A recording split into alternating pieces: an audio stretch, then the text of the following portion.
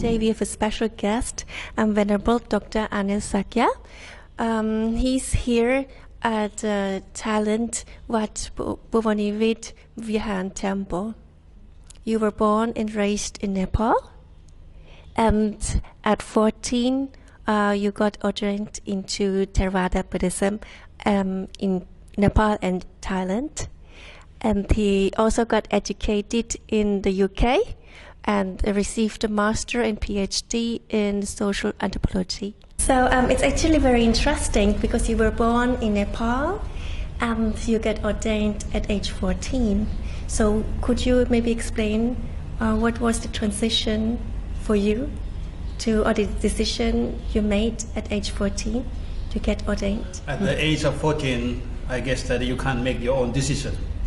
It was my parents, especially my father's wish that he wanted to give one of his son to a Buddhism.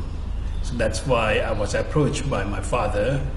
And then at the time I just thought that let me try. So I asked my father that can I just try? And then he said, of course, in Buddhism, you can try. And then if you don't like it, you can come back home anytime. So home is always home. So you are always welcome back. So that's make me sort of want it, and then I tried, and then since then I have been trying so far. For now for nearly 60 years. And during that young age, have you ever thought to go home? Well, when you have a lot of difficulties, especially when you are in abroad, there's no one here, no family members. Yeah, sometimes you have to really encounter and face with the difficulties. It is normal that when you face with difficulty, you will miss your mom, you will miss your all families, and so and so. Yeah, it's happened. All Buddhist teaching is all about that.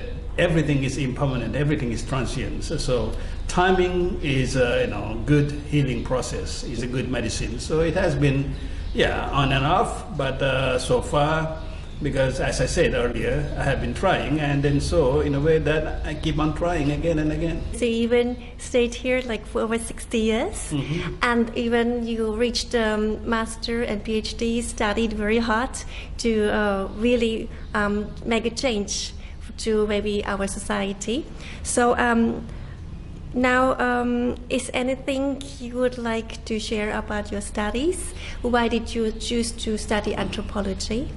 Well, when I was studying my first degree in the Buddhist University in Thailand, there was only 4 choices I could make. That is a humanities, which is about language, and there was a philosophy, which I hated, and then there was a sociology, and then there was a education, which I always thought at the time that I don't want to be a teacher. I have a bad impression of a teacher in that sense. So there was no other choices. There's only sociology was available. So I took sociology for my first degree, and then when I was finished my first degree, then I was open to more kind of a anthropological idea, which was at the time I didn't know that it was anthropology. When I applied in Cambridge, and I was discouraged by many people that I shouldn't do the anthropology. And then when I asked that why, they said that because they just feel sorry for my knowledge of Buddhism. Because if you do anthropology, anthropology is the science which question everything. So, and then I was just laughing at their remark, and then said that that is something I wanted, because Buddhism, for one understanding, is always asking the same question again. Buddhism encourages to ask a question. So I don't think that it will impact it won't have any impact on what you call belief, because in Buddhism we don't believe. Buddhism is all about seeking. So the seeking is always questioning. And yes, I have been doing my master and PhD on anthropology. You're also a professor at the university. Got back in Thailand.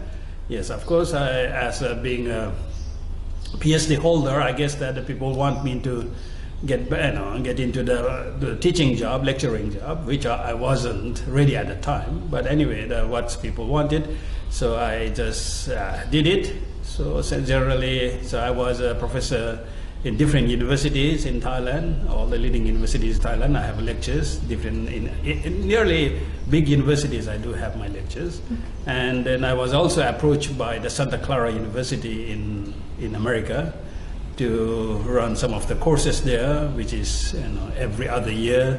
So I go and I go and teach kind of 1 quarter there. It's a kind of a full quarter system.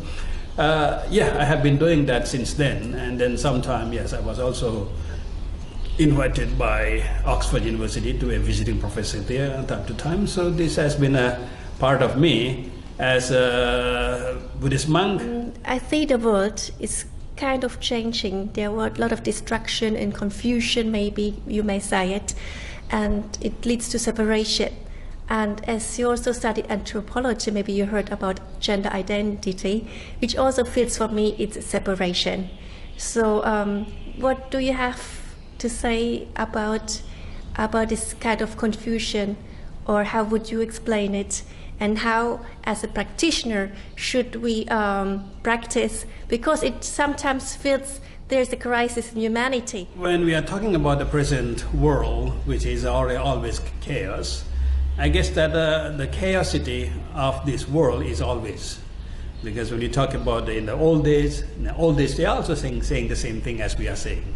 So things are always changing, and then so Buddha says that everything is always changing. That is called impermanence, anicca.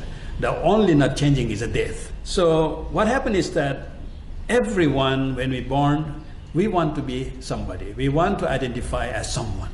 And that is from Buddhism called is kind of want to be a bhavatanha. You want to be a somebody.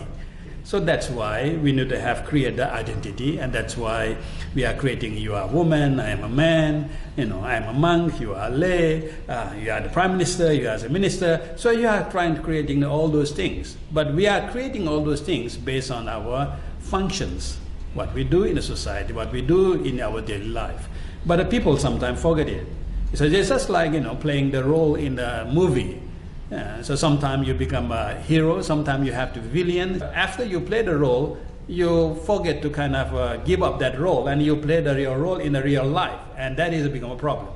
So all those gender issue, the whatever issues, what is going on in the 21st century is actually because we forget that things are always changing, and you want to stop that changing. And then that is a big problem. Buddhist idea is that, okay, the things are always there, and when you have this identity crisis, or kind of you want to be somebody, well, that is based on your functions, but at the same time, in the reality, that functions will always keep changing within the same body. If you are in the home, you become a mother, you become a sister. If you go to your office, you become a boss, you become a whoever. You become a kind of a staff, whoever. It's always changing. If you go to the supermarket, then you become a customer. If you go to the bus, you become one who ride the bus. So we are always changing our identity, but people forget to think about that, and that is a big problem. Well, the whole idea of the Bhagavato basically means Bhagavato is a Bhagava or Bhagavan. That's the whole idea of the word God in Buddhism. The God in Buddhism is that the compassionate one. Compassionate one basically means that you have to have passion, but that passion always makes sure that it has to be common passion, not self-passion, because you are living in the society. So that if you realize that, then whoever you are, then you don't feel any problem.